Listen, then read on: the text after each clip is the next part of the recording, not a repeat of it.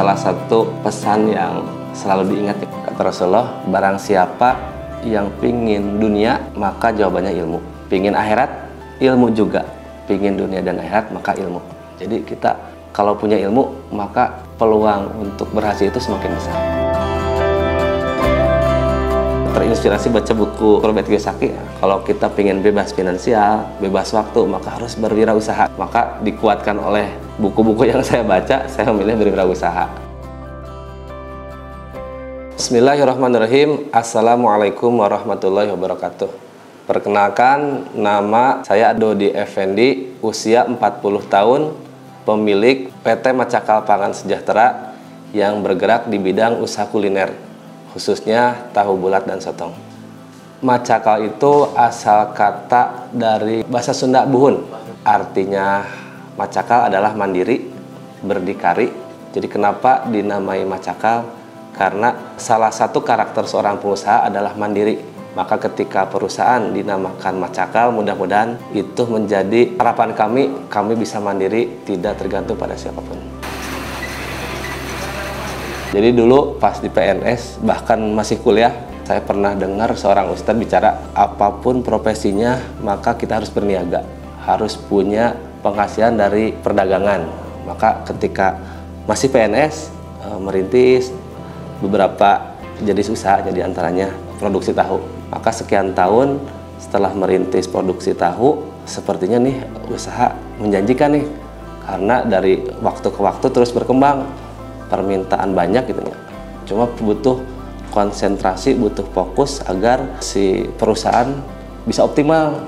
Maka di tahun 2014 saya resign dari PNS karena butuh fokus, Kang. Ketika bekerja tapi usaha belum tertata, pikiran nggak bisa fokus kerja juga.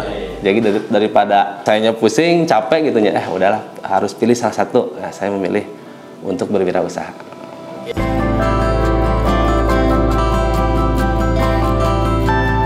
Jadi pas memutuskan apakah PNS atau berwirausaha, ibu saya justru mendukung. Ya udah berwirausaha aja. Tapi kakak kurang setuju.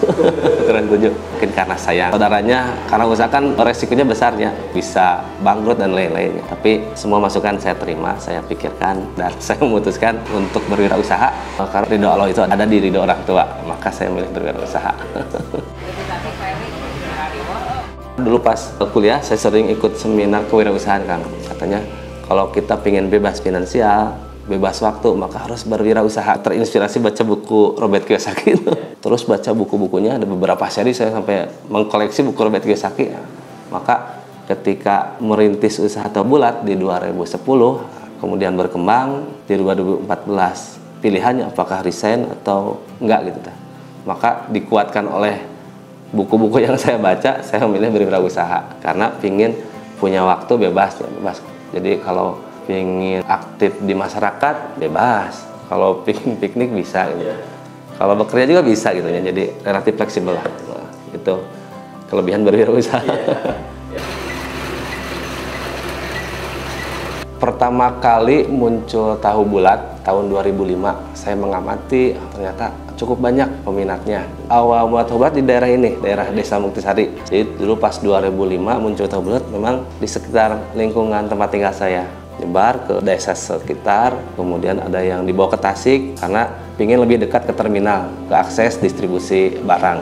Sekian tahun kemudian di 2010 permintaan tahu bulat booming karena saya sering ketemu sama tetangga-tetangga yang bergerak di produksi tahu bulat. Maka saya coba-coba, karena permintaan tinggi maka ada peluang nih.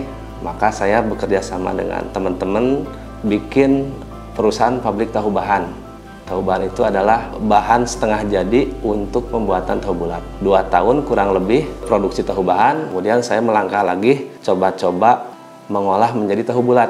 Dari bahan setengah jadi menjadi barang jadi. Order semakin bertambah dari waktu ke waktu, sistem produksi juga terus dibenahi.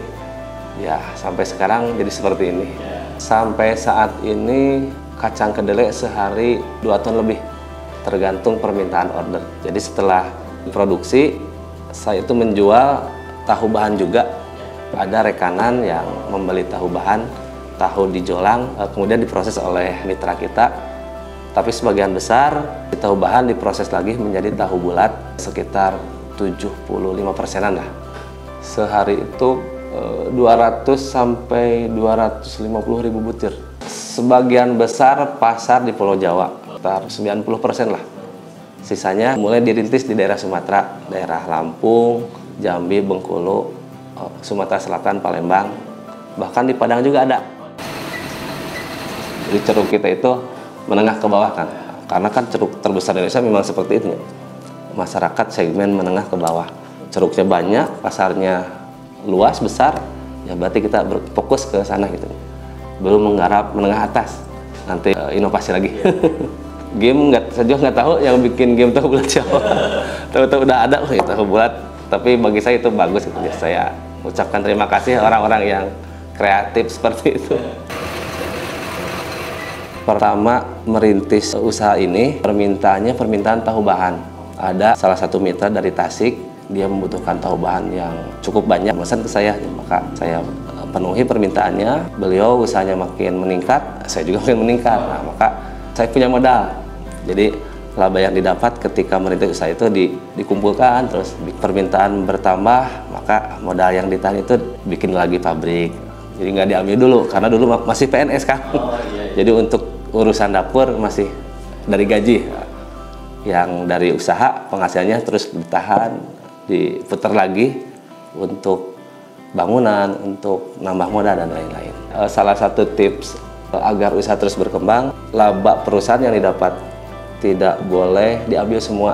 Kalau saya itu sebagian kecil Kang, sebagian kecil saya ambil buat kebutuhan saya, sebagian besar saya simpan, nanti digunakan untuk pengembangan, apakah bikin bangunan atau memperlebar pasar Kang, masuk beli bahan baku juga.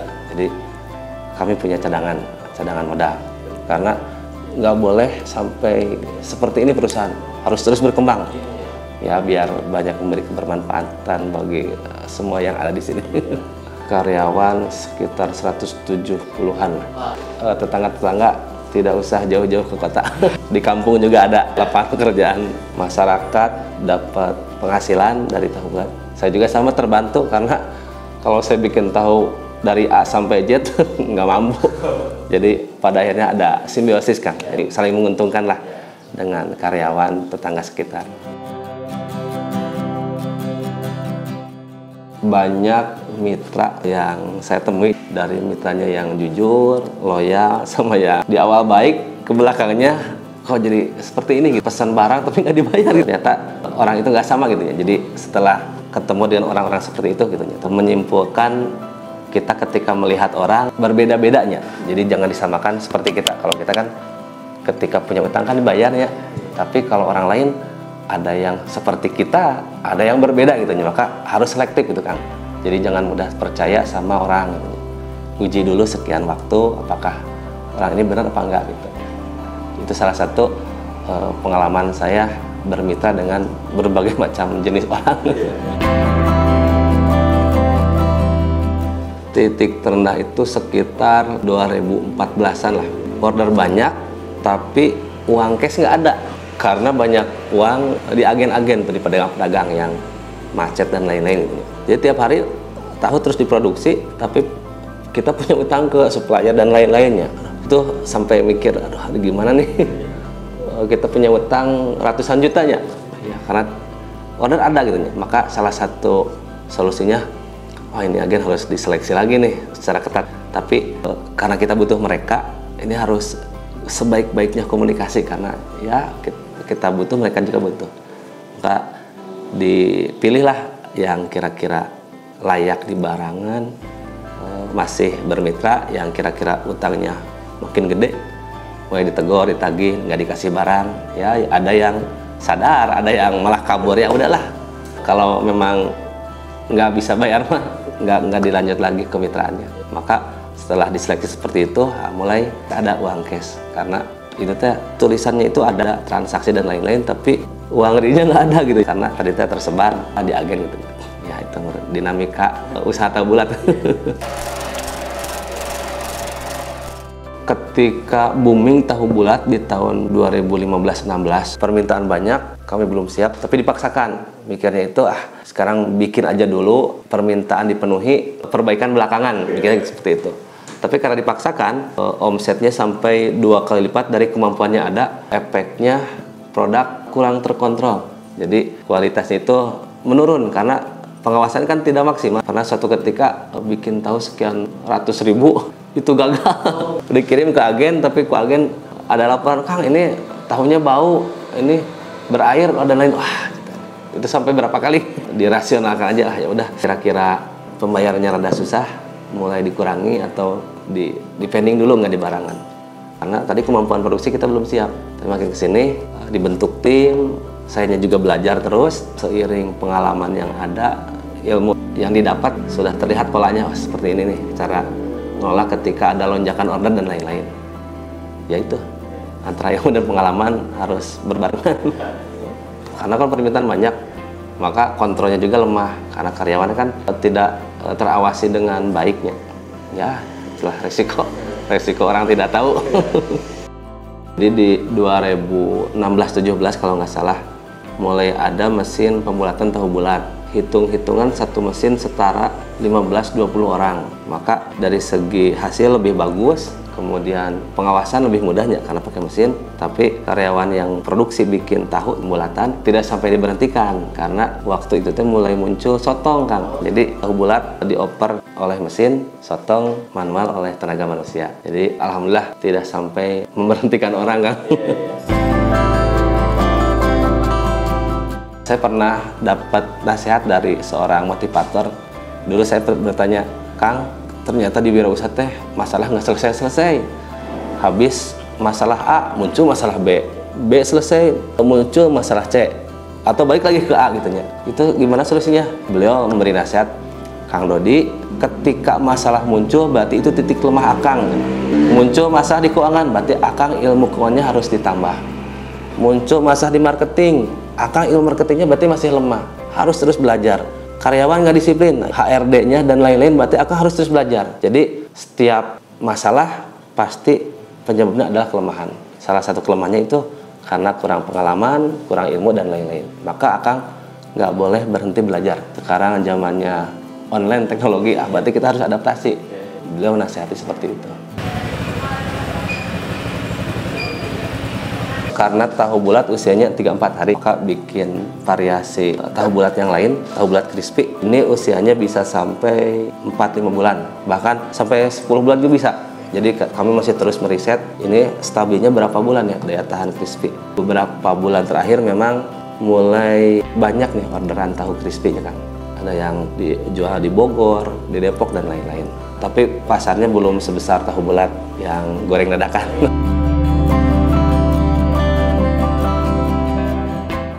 Dari kaminya 170-an satu butir, itu belum termasuk ongkos kirim. Jadi masih harga pabrik, tergantung kalau daerah Jakarta sekian tambah sekian rupiah. Kalau ke Surabaya atau ke Bengkulu lebih mahal lagi. Setahun 4 miliar lebih lah setahun. Ya lumayan lah untuk orang yang tinggal di kampung. Tapi mudah-mudahan sekian tahun kemudian bisa naik 10 kali lipat. Nggak kepikir bisa pegang uang sebesar itu. Salah satu pesan yang selalu diingat ya, Kang, dari motivator, termasuk Rasulullah juga pernah memberikan nasihat untuk umatnya gitu, bahwa kita itu dari waktu ke waktu harus senantiasa lebih baik. Kata Rasulullah, hari ini harus lebih baik dari hari kemarin. Karena usia kita bertambah, jatah umur kita berkurang, maka sudah barang tentu wajib lebih baik dari sebelumnya. Jadi ilmunya harus lebih banyak, terus bertambah, perilakunya harus terus diperbaiki, ibadahnya juga ya harus ditingkatkan harusnya. Jadi nasihat itu salah satu, berarti kita itu harus bertumbuh baik secara pribadi ataupun perusahaan. Perusahaan yang tadinya ngelola asal-asalan ya, tapi karena ilmu bertambah, pengalaman bertambah, maka terus diperbaiki. Jadi ketika kita stagnan, maka itu rugi, kata Rasulullah. Di perusahaan juga kalau tidak berkembang, maka tinggal menunggu disaingi oleh orang lain.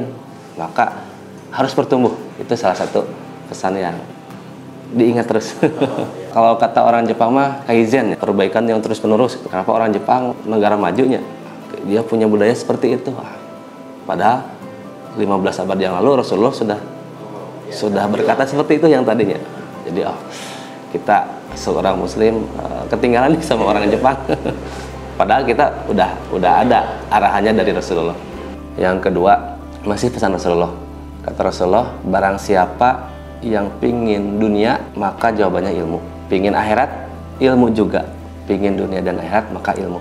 Jadi kita kalau punya ilmu, maka peluang untuk berhasil itu semakin besar. Maka kita harus terus belajar, terus memperbaiki diri. Ya seperti itulah pesan yang teringat dalam pikiran saya. Terus ada lagi, apa yang menyebabkan kita terus berkembangnya? Tadi salah satu ilmu. Yang kedua, lingkungan. Ini juga sama kata Rasulullah gitu. Oleh para ustadz sering dengar kita ketika di pengajian, ketika kita bergaul dengan orang yang pandai besi, maka kemungkinan baju kita bolong-bolong karena terkena cipratan panasnya. Tapi ketika kita bergaul dengan tukang minyak wangi, kita ketularan wanginya. Maka di bisnis pun sama seperti itu. Ketika orang-orang sekitar kita, ya misalnya tukang mabuk misalnya ya, atau orang kurang baik, maka sedikit banyak kita pasti terpengaruh. Tapi ketika kita berinteraksi dengan orang-orang soleh, orang-orang yang punya visi yang besar dan lain-lain, kita kecipratan. Tapi bukan berarti kita pilih-pilih teman. Teman harus sebanyak-banyaknya. Tapi sahabat, tempat kita bertukar pikiran, menghabiskan waktu, itu harus orang-orang baik. Karena itu yang akan mempengaruhi hidup kita. Tapi dengan teman yang seperti apapun harus kenal. Tapi itu jangan jadi yang paling dekat. Yang paling dekat mah harus yang soleh. Harapannya Macakal bisa bermanfaat bagi masyarakat sekitar, kemudian bisa berkontribusi bagi kemajuan bangsa ini, bagi umat Islam gitu. Apakah berkontribusi dari bidang pendidikannya, kita bisa berdonasi dan lain-lainnya, atau dari proyek-proyek dakwahnya gitu ya. Mudah-mudahan ini salah satu ladang amal saya, bekal nanti di akhirat. Saya nggak bisa aktif terlalu fokus di kegiatan-kegiatan keagamaan, tapi saya bisa berkontribusi ya sedikit-sedikit nyumbang gitu. Nah, harapannya seperti itu. Profesi apapun harus berniaga. Kita tidak boleh menggantungkan pada profesi digaji oleh perusahaan induk atau apa. Tapi kita harus punya penghasilan tambahan, apakah dengan cara berdagang, berwirausaha atau berinvestasi, karena itu bisa membuat penghasilan ke kita bertambah, Kang. Jangan terlalu mengandalkan gaji, karena gaji masa kita nanya, boleh jadi di kemudian hari penghasilan dari sampingan itu bisa lebih gede daripada gaji kita gitu. Makanya tadi kembali ke awal, apapun profesi kita harus berdagang, harus punya penghasilan di luar gaji yang kita dapat. Kalau dapat gaji itu jangan habis terus gitu ya, harus disisihkan sekian puluh % untuk berwirausaha. Jadi jangan konsumtif lah kita. Itu pesan untuk saya. Saya ucapkan terima kasih kepada para penonton yang sudah melihat video ini. Saya berharap teman-teman juga bisa terinspirasi, bisa mengambil manfaat dari cerita saya tadi. Mudah-mudahan anak muda Indonesia semakin sukses berjaya. Amin. Assalamualaikum warahmatullahi wabarakatuh.